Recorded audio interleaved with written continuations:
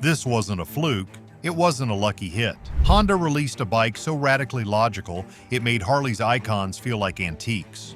While others sold image, Honda sold performance, and riders noticed. And what happened didn't just shock dealerships, it shook the foundation of an entire brand. Watch all the way through to find out.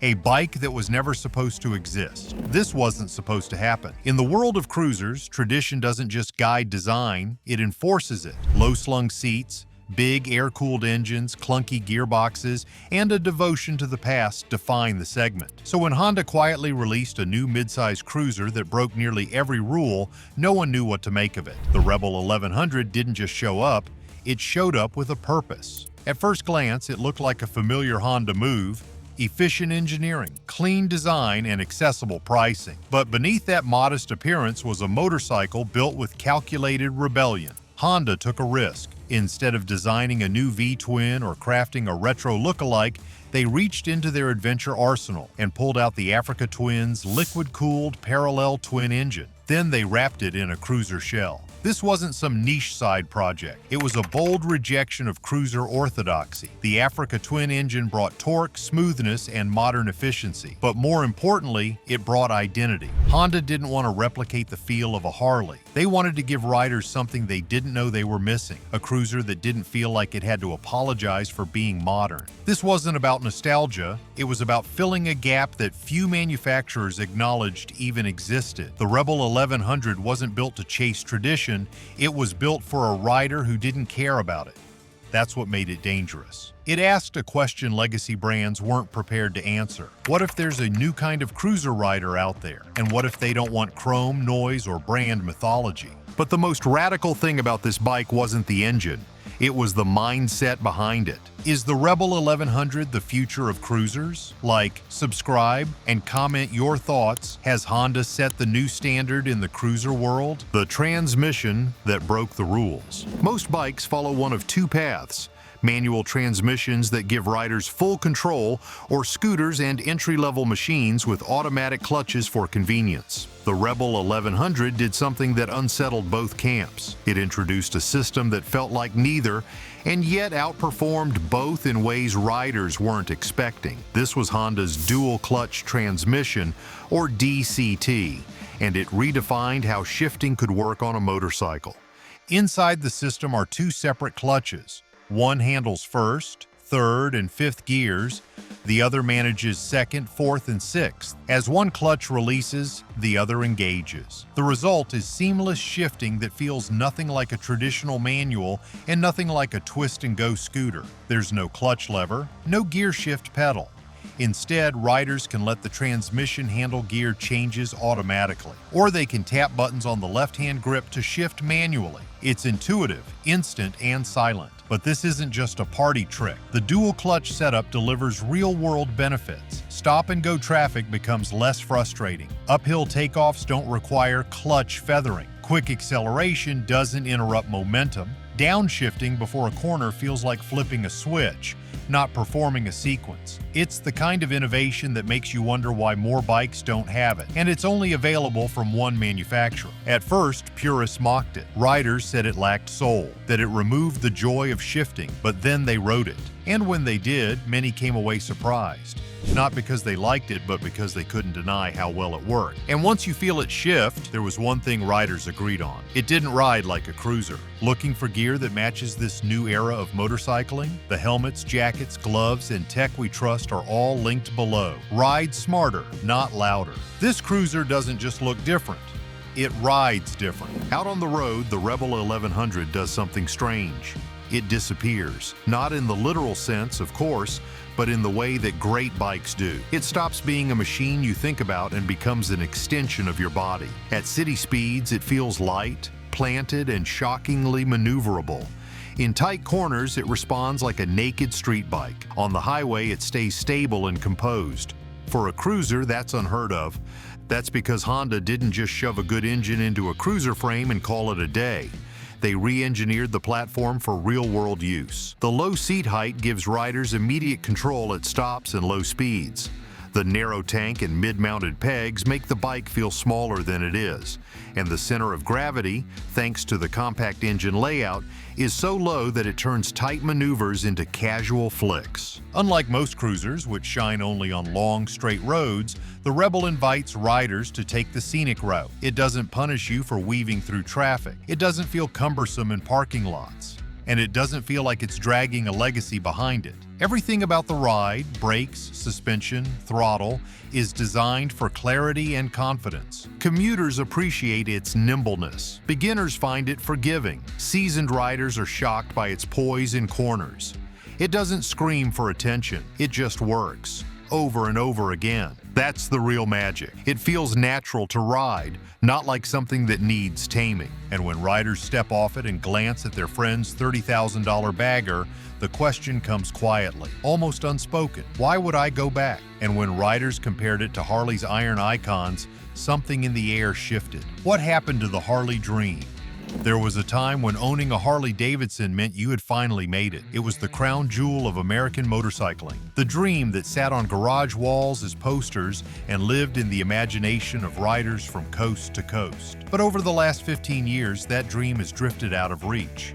Not because it faded, but because Harley priced it out of reality. Entry-level models now regularly start above $15,000, while flagship cruisers like the Road Glide and Street Glide push past $30,000 before customization. For many working-class riders, the brand they grew up idolizing became a financial abstraction, something they admired but never considered attainable. What made this worse was Harley's insistence that its pricing reflected tradition, craftsmanship, and identity. Buyers were told they were not just purchasing a motorcycle, they were buying into a lifestyle, a legacy. But in a world where interest rates are rising, wages are stagnating, and economic anxiety is growing, sentiment no longer justifies a five-figure sticker. The Rebel 1100, with its price tag hovering just over $6,000 for base models and under $10,000 even fully loaded, became a brutal counter-argument. It wasn't just a cheaper motorcycle, it was a motorcycle that offered more technology, more adaptability, and more relevance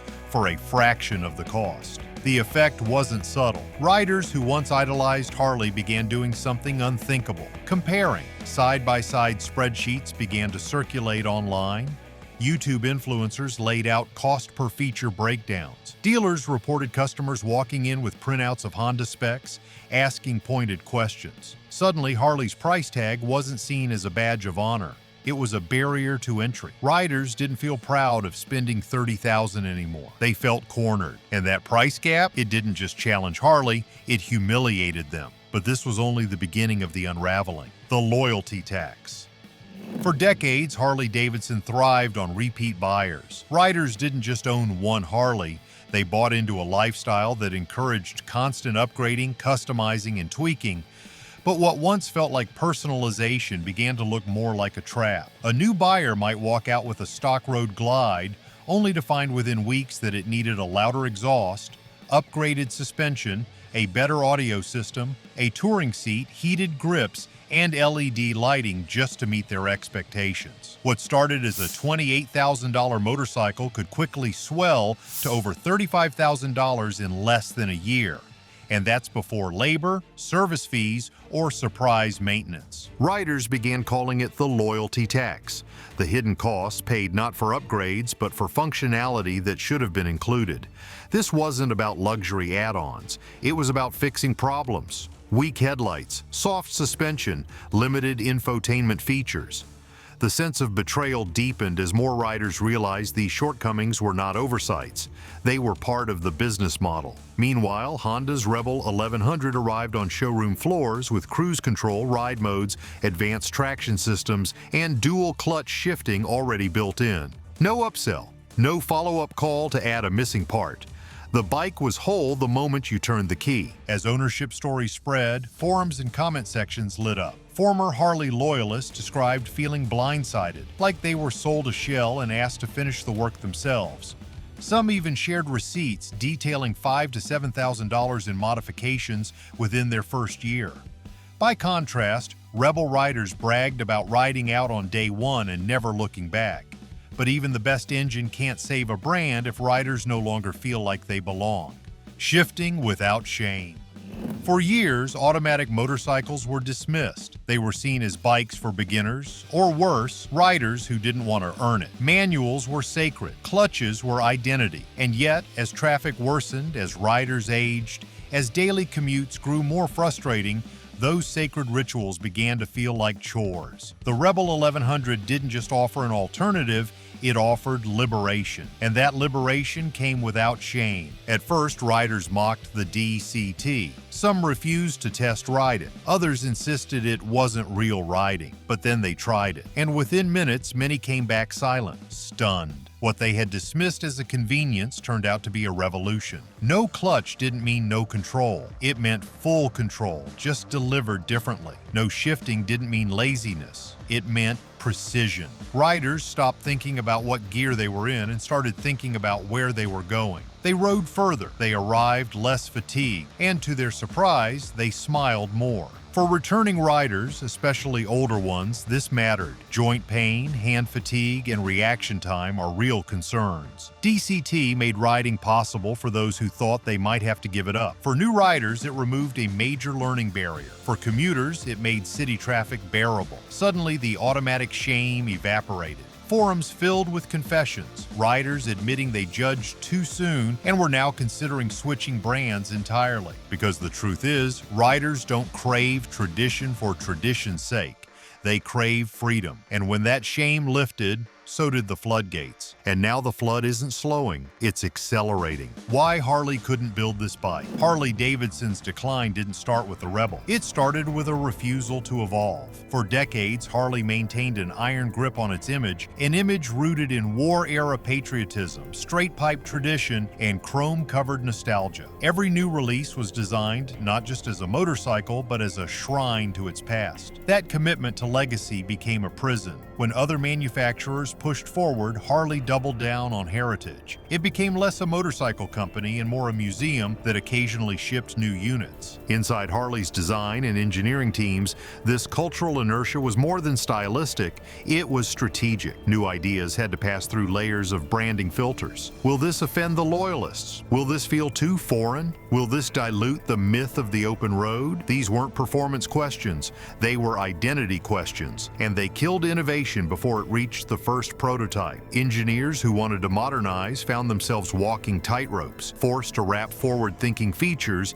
in retro camouflage. Liquid cooling was reluctantly added to a few engines, but even then it was made to look invisible. Ride modes, LED lighting, and infotainment were added slowly, as if Harley didn't want to admit they were. Meanwhile, Honda operated under a completely different model. It saw no need to worship its past. Its design teams were modular, global, and highly adaptive. When building the Rebel 1100, Honda started with a proven performance-tuned power plant from the Africa Twin and designed around rider expectations, not historical baggage. It did not ask, will our legacy riders approve? It asked, will a commuter, a weekend canyon rider, and a first-time cruiser buyer all feel comfortable here? That simple reframe gave Honda the freedom Harley never allowed itself. The result wasn't just one bike, it was a quiet triumph of product strategy. Honda didn't have to copy anyone. It simply asked what riders needed in the real world and built toward that answer with precision. It wasn't just that Harley fell behind, it's that they spent years tying their own laces together while the race began without them. But the most visible fallout wouldn't happen on paper or in boardrooms. It was waiting behind the showroom glass. The showroom exodus. It didn't happen overnight. There was no headline that read, Harley just lost the market. Instead, it began in the soft silence of a showroom floor. A few riders came in, took a glance at the price tag on a Street Glide or Road King, and hesitated. Then came the more difficult questions. Not do you have it in black, but does it come with cruise control, or is traction control standard? Questions Harley wasn't always ready to answer. Meanwhile, over in the Honda corner of the dealership, a different kind of conversation was happening. Shorter, quieter, and more decisive. Riders were looking at the Rebel 1100, test riding it,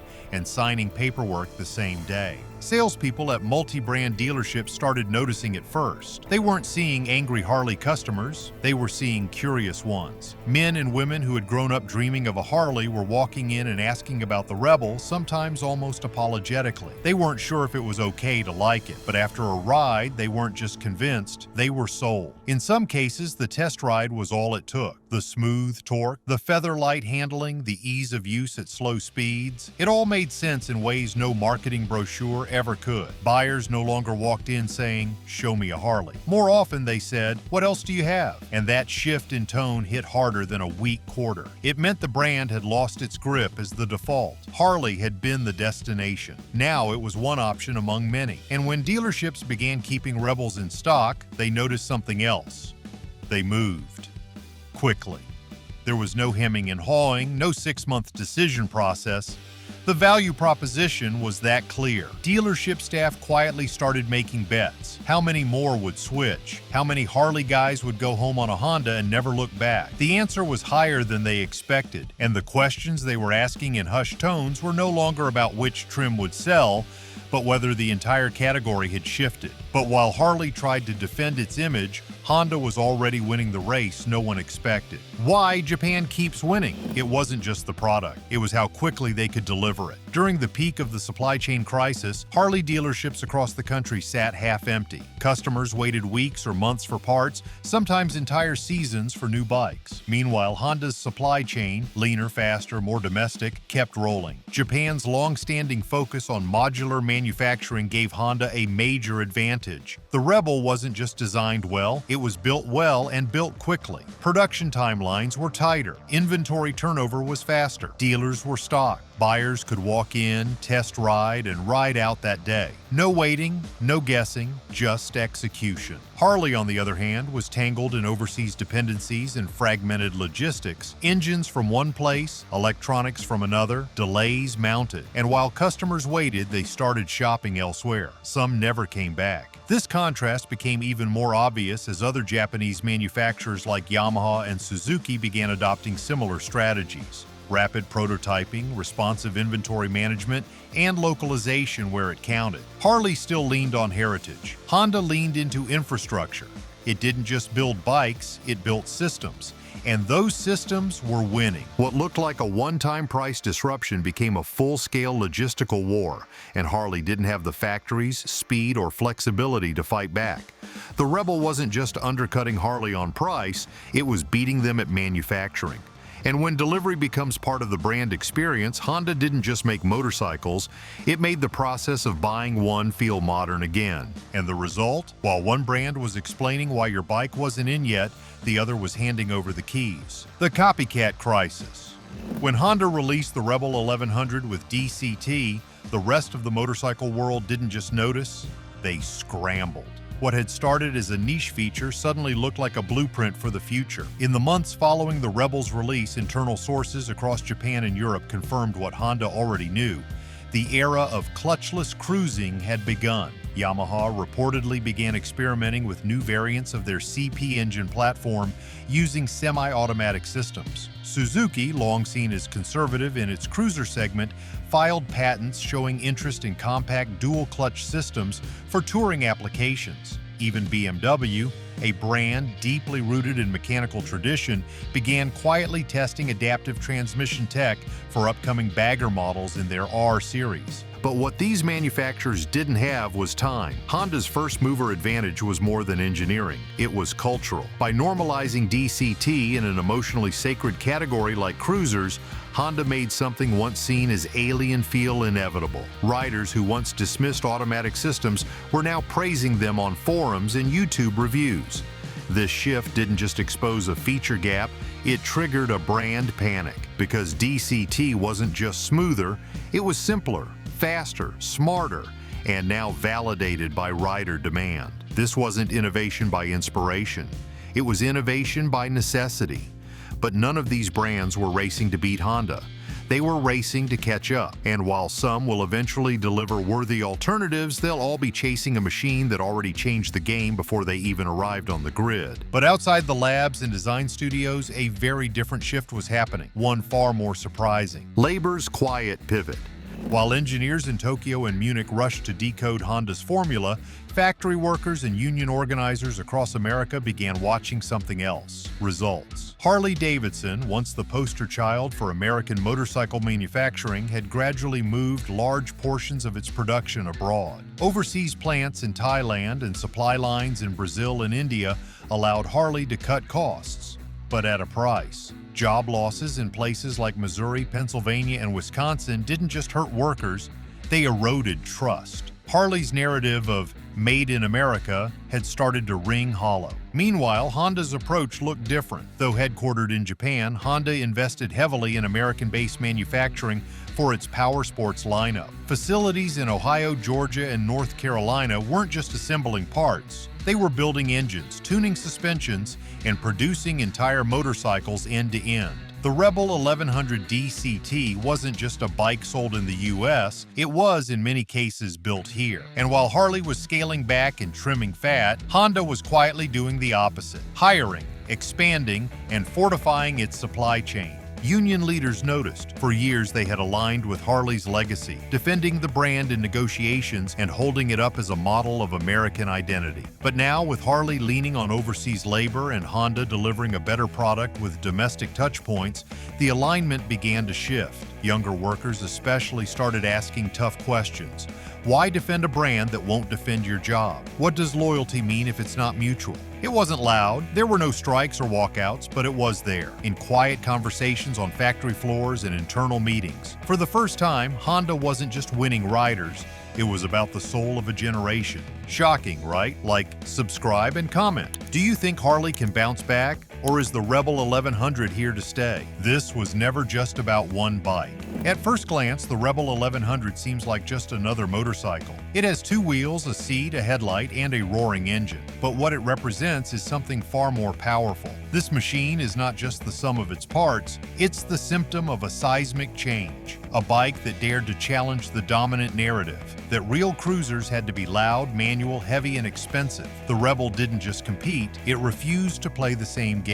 What emerged instead was a new kind of identity. Riders weren't just choosing function over form, they were choosing efficiency over ego. They were rejecting the old script of what a cruiser had to be. The digital integration, the ride modes, the DCT, all of it pointed toward one unmissable truth. Motorcycling's future isn't about how loud you can ride. It's about how far, how smart, and how free you can go. That shift is generational. It speaks to an audience that values adaptability over appearance, who want to commute Monday through Friday and carve canyons on Sunday, who are less interested in polishing chrome and more interested in customizing dashboards. For them, the Rebel isn't just a bike. It's a declaration. And Harley didn't lose because the Rebel was cheaper or faster or more advanced. It lost because it refused to adapt. It treated identity like it was fixed, something to be preserved. But identity isn't fixed. It evolves. It moves. It rides forward. Because sometimes history doesn't get rewritten. It gets replaced. Like, subscribe and comment. What do you think of the Rebel 1100? Is this the future of cruising, or will Harley and other brands find a way to bounce back? Don't miss out on more of the latest updates and deep dives into the motorcycle industry. Stay tuned, because there's a lot more to come.